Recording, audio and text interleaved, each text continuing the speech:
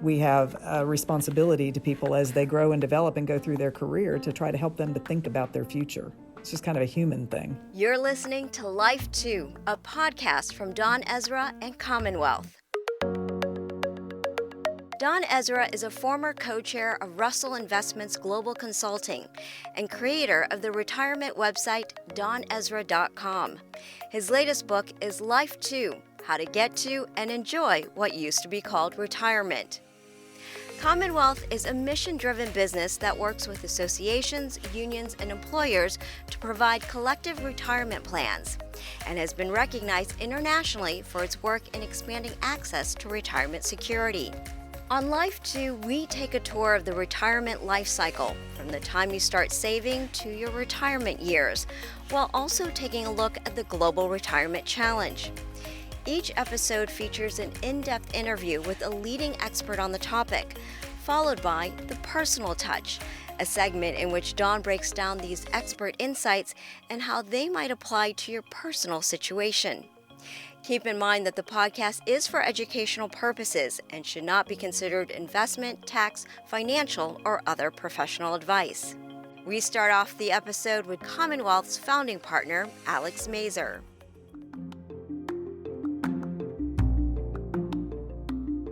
One voice we haven't yet heard on our podcast series is that of a plan sponsor. What are the challenges companies are facing as they help their employees improve their retirement incomes? We're grateful for the chance to hear from a major employer leading in global pensions.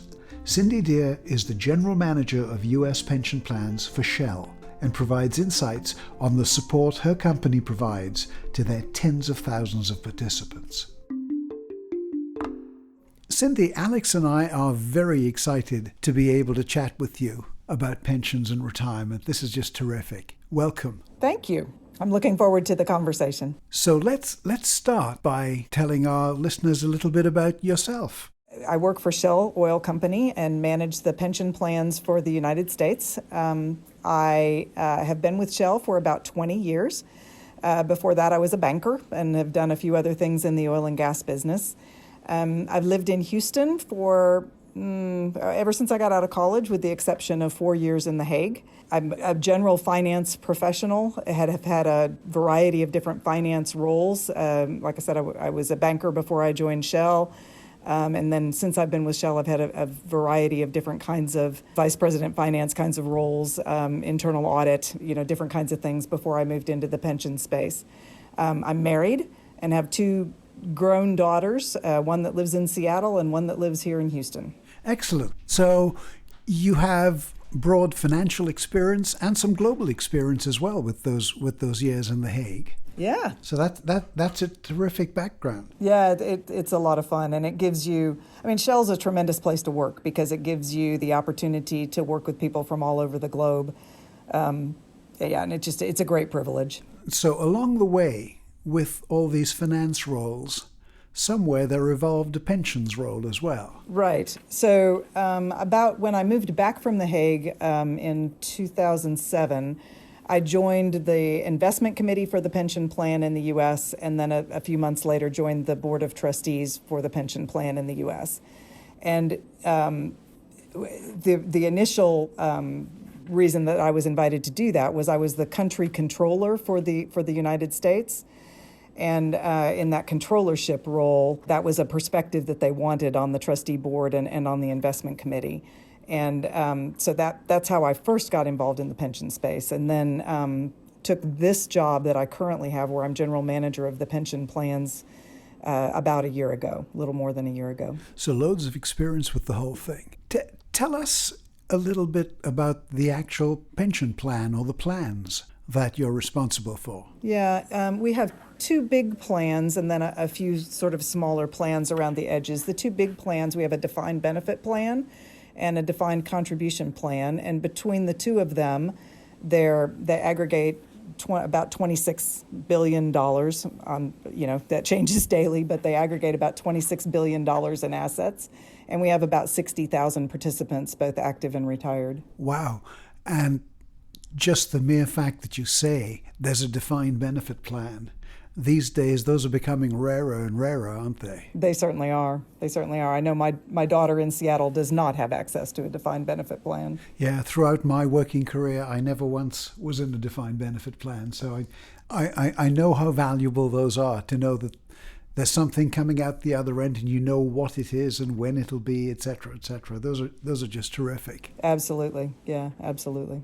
So some of the features of the Shell defined benefit plan, one of the things that I seem to recall from working with Shell years and years and years ago before I retired is the retirement feature, the age of retirement. Yeah, so we have two different formulas, if you will, in the defined benefit space. One of them is an 80-point formula, so it's age plus years of service get you to 80 points, and then we also have a cash balance formula. The 80-point formula has been around for a long time, and it's now closed to new hires. Existing employees before just a few years ago are grandfathered and can actually choose annually whether they want to stay in the 80-point formula or switch to the alternate formula. We can go back and forth every year, which also is something that I think is quite different from a lot of other companies. Oh, I'll bet they appreciate that, yeah. Well, I think they appreciate the choice. I'm not sure that they completely recognize what that choice means, but but I think they do appreciate the choice. I'm just thinking in practice of the 80-point formula. So if I'm 55 years old, I need another 25 points. I need to have had 25 years of service. So if I joined at 30, I can retire on a full pension at age 55. Yes. Wow. Yes, and it's very beneficial to employees. Yeah.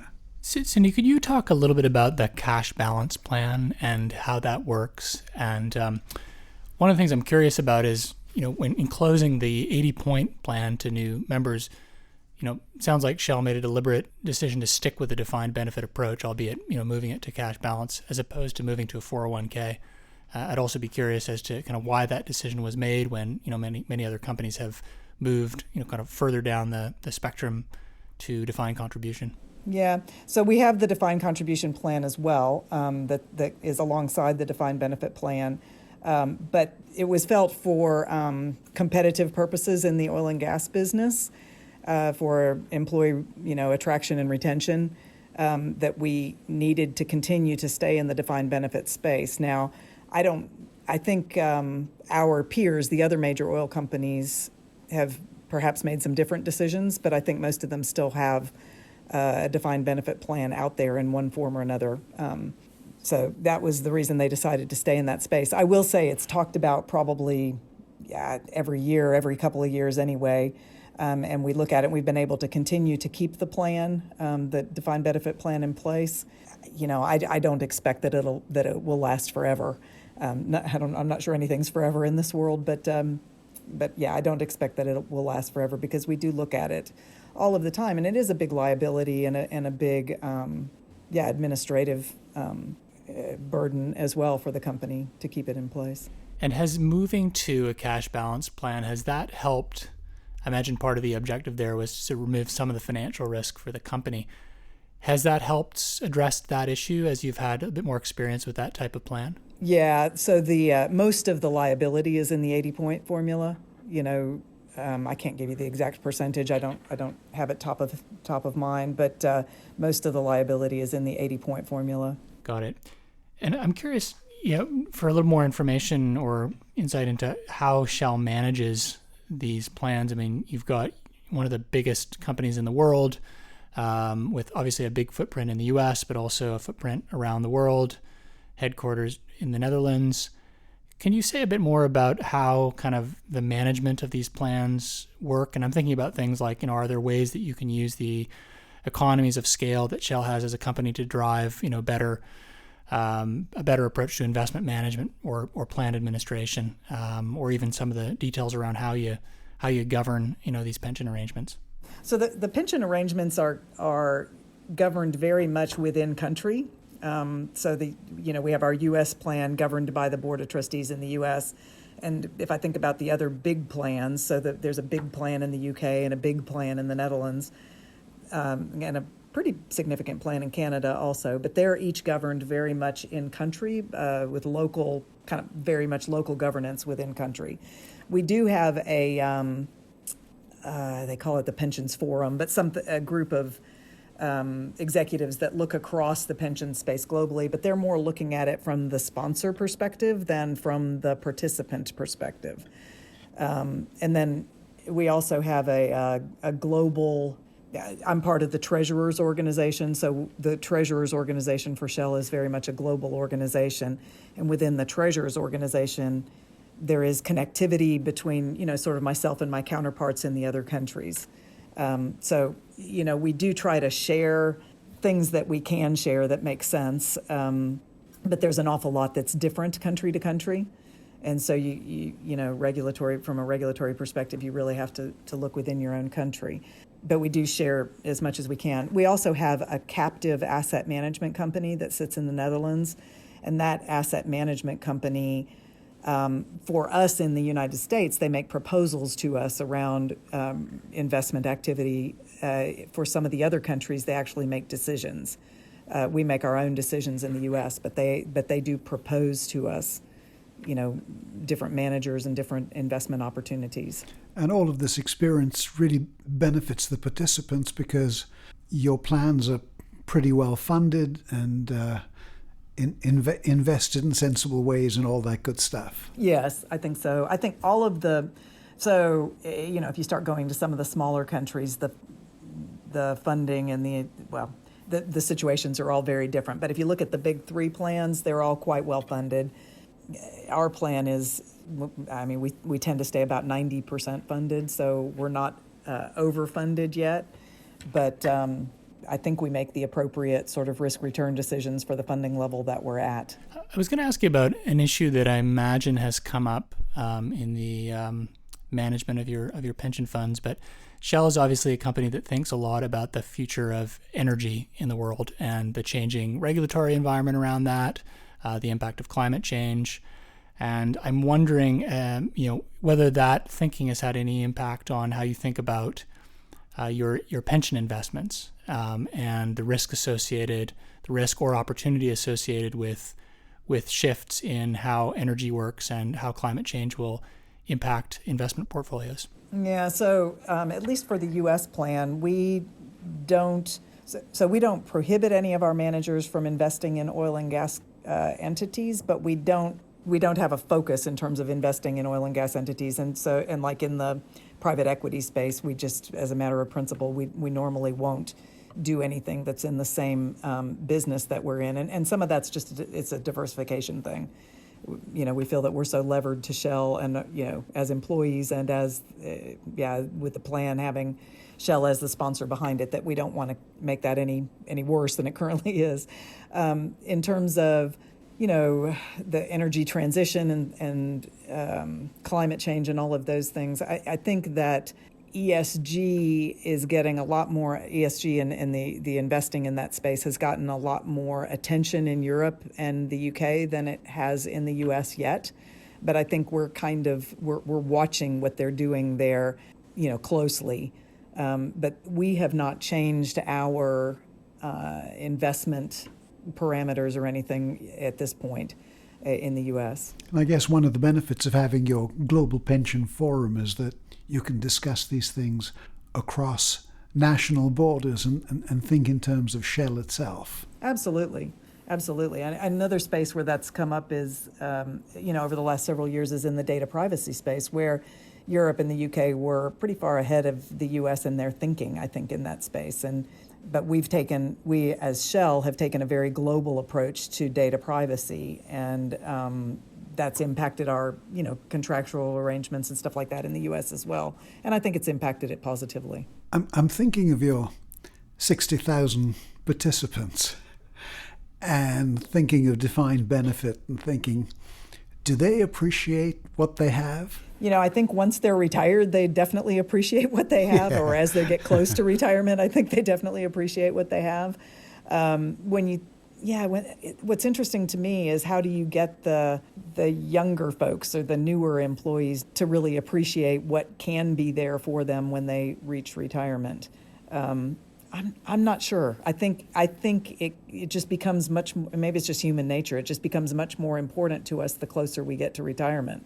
The folks that are retired definitely appreciate it. Yeah. Alex and I were chatting before we started this, and one of the things I can remember reading about was a paper by one of my favorite economists, David Leibson, in which he was investigating what they call hyperbolic discounting, the fact that we discount the future at enormous rates mentally. And my recollection is that when you're young and you're thinking about the future, you're discounting the future at 40% a year, which means it really almost does not exist. And right.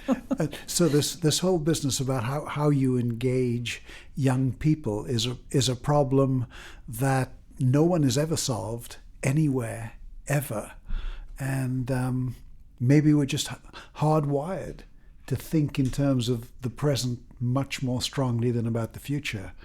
And I'm not aware of anyone who's really solved this in a replicable way. I've read papers where people have found ways to make young people interested in what they will be like when they are older, etc., etc. But nothing that you can provide to a workforce generally and get them all excited about it. Yeah, exactly. And it depends on the person too. So I mentioned that I have 2 kids, and the older one I think is, she's been brainwashed, and she saves very effectively for her future. Now I don't know how much she thinks about what that is going to do for her, but she knows she needs to save. The younger one, barely makes it from paycheck to paycheck, So it may be some personality as well. I don't know. Oh, I don't know that I'd use the word brainwashed. I'd say what a lucky break, because I'm thinking in terms of our son, the older of our 2, and his wife, our daughter-in-law, and the 2 of them max out their 401ks every year, and I wonder if they've grown up in a family atmosphere in which making retirement contributions is just a given. It's just a part of the base of life. So I would think of that as a lucky break for them as opposed to being brainwashed. Yeah, I think it's lucky too. I think they'll appreciate it in the future. Yeah, absolutely. Cindy, could you talk a little bit about the work that you do to engage some of your employees as they start to get ready for retirement and help to inform them about some of the benefits that are available? Yeah, it's interesting. I think I would imagine most pension plans struggle with engaging with participants. So we do a lot of different kinds of, sort of mailings and email kind of contact and that kind of stuff with people throughout their career and beyond. So there's a lot of kind of print material and electronic material that goes out to people. In addition to that, one of the things that we do that I think is very helpful and effective is we have a retirement seminar that we ask people to do when they hit kind of 50 or a few years from retirement. And they have to have their manager's approval and stuff because it's time out of the office, but we bring in some consultants and some former employees, HR kinds of professionals and stuff, and have a conversation with them not only about the financial aspects of retirement, but also to try to help them to start thinking about what they'll do. What are they retiring to? What are they actually going to do with the time that they have been spending at work, and now we'll have time to do something different. What will they do with that? And I think that's incredibly valuable. In addition to that, Fidelity is our record keeper, so occasionally we'll have Fidelity, come in and provide some seminars around, to try to help people to plan and to provide some seminars around investing and that kind of thing to help them with those decisions. I mean, one of the things I find really interesting about your background is your deep background in finance. And one of the things that I was wondering is if you were talking to an employer that maybe didn't invest as much time and effort in the provision of retirement security, how would you try and make the kind of hard-nosed financial case for making that investment? Because it takes time, it takes resources, et cetera. How would you think about that if you were pitching a finance department or a kind of important business unit in another business? In terms of investing in retirement for their staff? Yeah, exactly. In terms of making it a priority, like what's the business case for having a solid retirement plan at work? Again, I think I buy into the idea that it has to do with attraction and retention of employees, but also beyond that, I think giving people the confidence that they've got something that's going to help them in their future allows them to be a little bit more productive today. I can't put numbers to that, but I believe that to be true. I believe that they will spend less time worrying about the future if they believe that there's something out there that'll help them to plan for that. So I think that's important. It's hard. I don't know that I can necessarily put numbers to all of that, though, in terms of the business case for a pension plan. But I think it's in those kind of spaces. You know, when we recruit people, you know, we're competing with the other major energy companies in the same kind of, you know, location, the same business sector we're in, but the same locations we're in. And, you know, the jobs, company cultures are different from company to company, but the jobs are kind of the same, right? So you have to be able to attract people with a competitive sort of, you know, holistic competitive offer. And I think part of that is in the retirement space. How do you see the role of employers evolving, or I guess as you think about the future of the kind of workforce and how people are going to get access to retirement benefits or prepare for retirement, what do you see as the role? It's a broad question, but what do you see as the role of employers in a kind of changing labor force environment and changing economy? Yeah, it's interesting because it is changing, and I would like to believe that employers have a responsibility to help people to think about their future. And to help with some education and training and, you know, options, those kinds of things. I don't think we can, you know, sort of interfere too much and kind of take over their future. And I do wonder, you know, I wonder, even in the DC space with company-sponsored DC programs now, I don't know if that'll always be the case or if it'll move to something different at some point in time in the future. I don't know. But I do think that regardless, we have a responsibility to people as they grow and develop and go through their career to try to help them to think about their future. It's just kind of a human thing. Yeah, I'm coming back to something you mentioned, which really excited me, the idea that when your folks come in before they retire, whether they're over 50 or within a few years of retirement, whatever, that you talk to them not only about financial things, but also through former employees about things they might do afterwards. And I think that psychological side is just so important as well, because you not only need something to live on, you need something to live for as well. And I think that is very, very rarely talked about within a company. Yeah, I agree with you. I think it's really important, you know, to help people to see that they're not just retiring from something, but they're retiring to something, I think is really, really important. And one of the things I didn't mention about that retirement course is it's for the employee and their spouse. So spouses come along, and I will admit when I went, my husband did not go, but most of the spouses that go really get a lot out of it. I think they actually see the care that Shell provides for employees. You know, they kind of see it firsthand where maybe they don't see that every day. But in addition to that, I think it gets them thinking and gives spouses a lot of comfort around, you know, what will be available. Because a lot of times spouses are pretty nervous about a retirement as well, because it's kind of it's a black box to them. They don't know enough about what that might look like.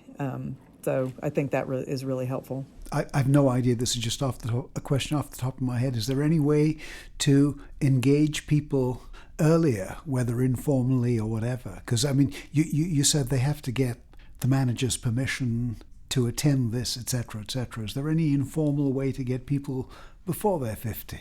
Yeah, I wish there was. I mean, we do provide some other things like Fidelity coming in or some seminars, sort of hour-long kind of seminar kind of things, or webinars or whatever. So we do provide some opportunities for people, but it is not the same as this, sort of off-site thing where you're really focused on retirement.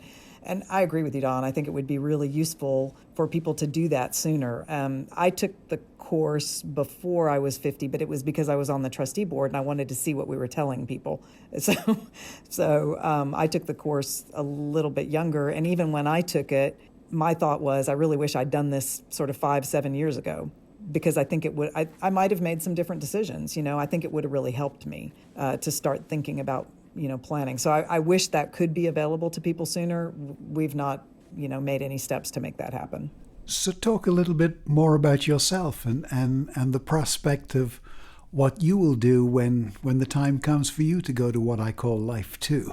Yeah, and that's such a nice way to look at it, as life too. It's not, because it's certainly not, it's kind of the end of a chapter, but it's certainly, it's also the beginning of a new chapter. So I think it's a really nice way of looking at it.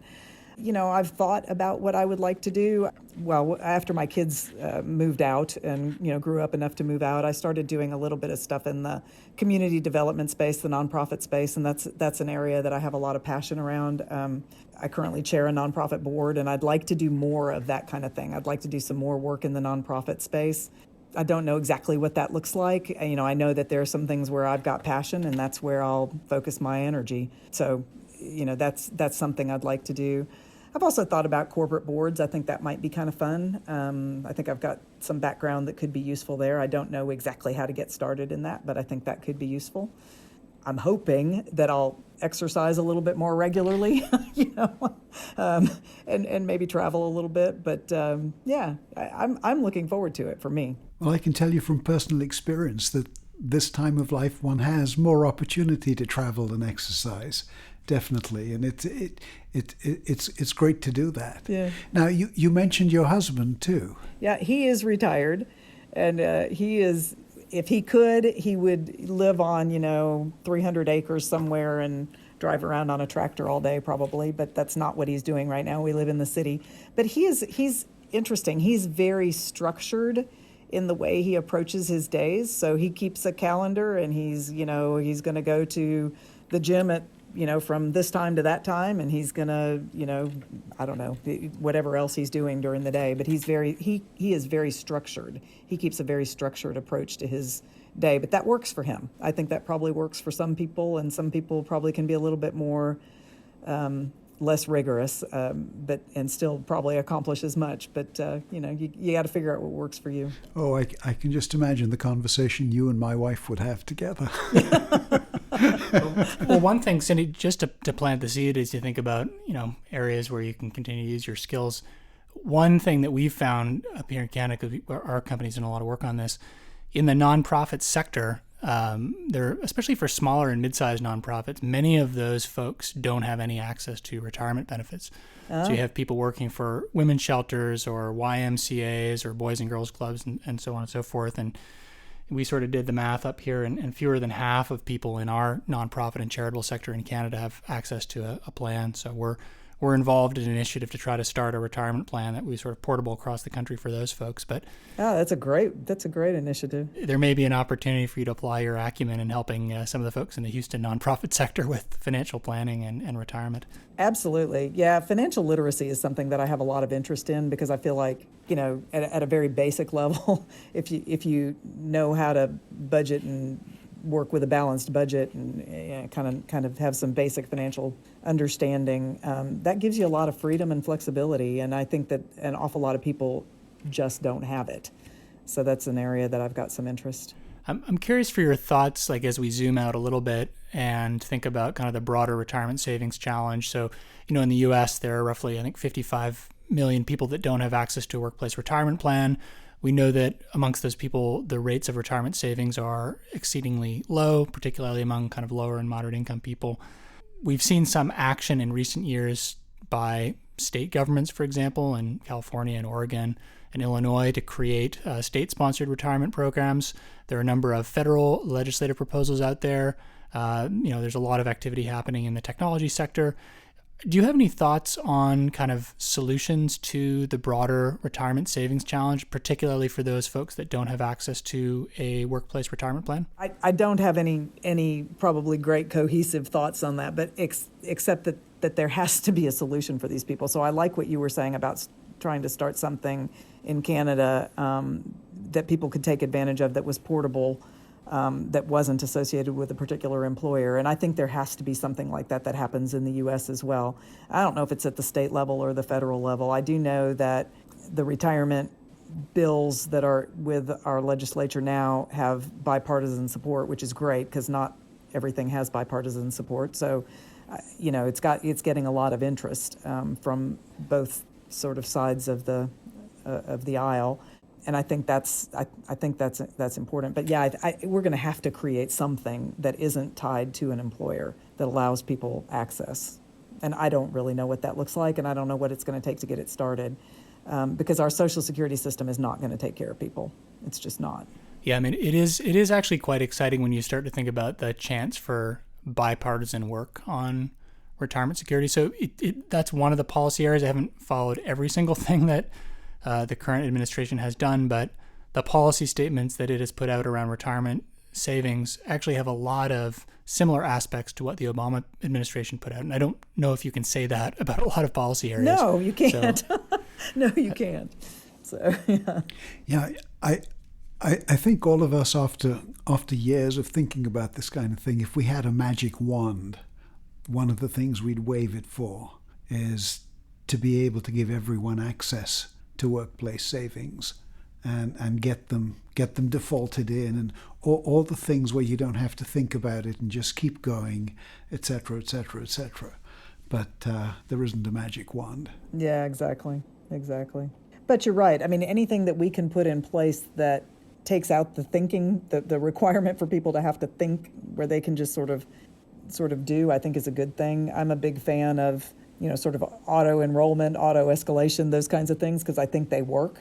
You can always give people the opportunity to opt out if they don't want it, but if you just sort of do it and don't ask, most people won't even think about it. They'll just do it. Yeah, it becomes automatic. Yeah. I can remember you're saying once before that saving is like being on a diet. Yeah. Yeah. Well, kind of the opposite though, right? Because you gotta you've got to, when you diet, you have to sort of expend more than you take in. So this is, expend less than you take in. Yes. Yes. But yeah, it is kind of like that. It's the same sort of discipline, I think. Yeah. Great. Well, I think that is a great place to wrap up. I really appreciate you guys making the time to do this and having the chance to have this conversation with you. And look forward to hearing what sort of feedback you get. Fantastic. Well, thank you. It's been a great conversation, and we really appreciate you spending the time with us. Thank you. Thanks, Cindy.